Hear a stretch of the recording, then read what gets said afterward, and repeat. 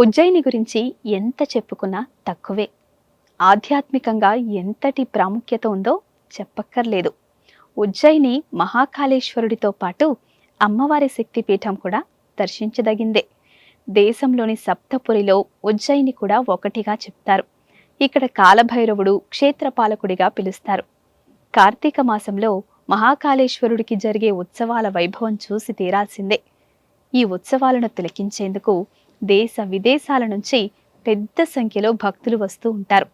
ఇక మహాకాళేశ్వరునికి బ్రహ్మ ముహూర్తంలో నిర్వహించే భస్మహారతిని చూసేందుకు భక్తులు తహతహలాడుతూ ఉంటారు.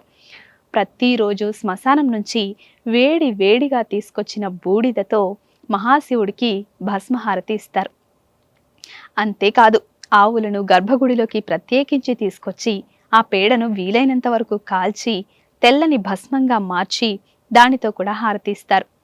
ఈ రెండు ఉజ్జయినిలో చూడాల్సిన విశేషమైన పూజలు. భస్మహారతిని నాగా సాధువుల సమక్షంలో నిర్వహించడం ఆనవాయితీ. ఈ భస్మహారతి సమయంలో పఠించే మంత్రాలు, గంభీరమైన ధ్వనుల కారణంగా గర్భగుడిలోకి అనంతమైన శక్తి వస్తుందని నమ్ముతారు. భస్మహారతి సమయంలో ఎవరినీ గర్భగుడిలోకి అనుమతించరు. ఈ హారతిని తిలకించేందుకు పురుషులకు మాత్రమే అవకాశం ఉంటుంది. అది నంది మంటపంలో ఏర్పాటు చేసిన బారికేడ్లకు అవతల వరకు మాత్రమే అనుమతి ఉంటుంది. ప్రతి మనిషి తన జీవిత కాలంలో ఒక్కసారైనా ఈ హారతిని దర్శించుకొని తీరాల్సిందే. ఇక ఇదిలా ఉంటే భస్మహారతి తరువాత మహాశివుని అలంకారం గురించి ఎంత చెప్పినా తక్కువే. స్వామిని చూసేందుకు 2 కళ్ళు చాలవని అంటారు. ఇదంతా ఒక ఎత్తైతే ప్రతి 12 ఏళ్లకు ఒక మారు ఆలయంలో స్వామివారిని ప్రత్యేకంగా అలంకరిస్తారు. పుష్కరానికి ఒక మారు నిర్వహించే అలంకరణను చూసేందుకు భక్తులు పోటీ పడుతూ ఉంటారు.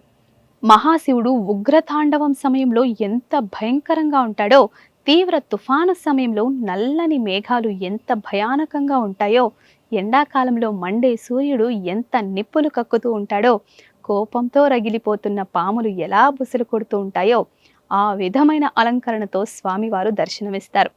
ప్రతి 12 ఏళ్లకొక మారు జరిగే ఉజ్జయిని కుంభమేళ సమయంలో ఇలాంటి ఉగ్రరూపంతో మహాశివుడు కనిపిస్తారని భక్తులు చెప్తారు. ఆయన మెడలో పుర్రెలు దర్శనమిస్తాయి. జగన్నాటకంలో మనిషి కేవలం పాత్రధారుడేనని, తాను నడిపించిన విధంగా లోకం నడుస్తుందని, లిప్తమాత్రమైన జీవితాన్ని వృధా చేసుకోకుండా భగవంతునితో ఎలా సన్నిహితంగా ఉండాలో తెలుసుకుని ఆ విధంగా మసులుకోవాలని మహాశివుని ఉగ్రరూపం తెలియజేస్తుంది. మహాశివుడు ప్రళయకాలంలో మాత్రమే ఉగ్రరూపంతో కనిపిస్తాడు. కొత్త సృష్టి జరగబోయే ముందు పాత సృష్టిని లయం చేసే సమయంలో రుద్రుడు ఉగ్రతాండవం చేస్తాడు. ఆ సమయంలో ఎలా మహాశివుడు ఏ రూపంలో ఉంటాడో ఆ రూపంలో Ujjaini మహాకాళేశ్వరుడు దర్శనమిస్తాడు. Please subscribe to the channel and download the Politicos app from the links in the description.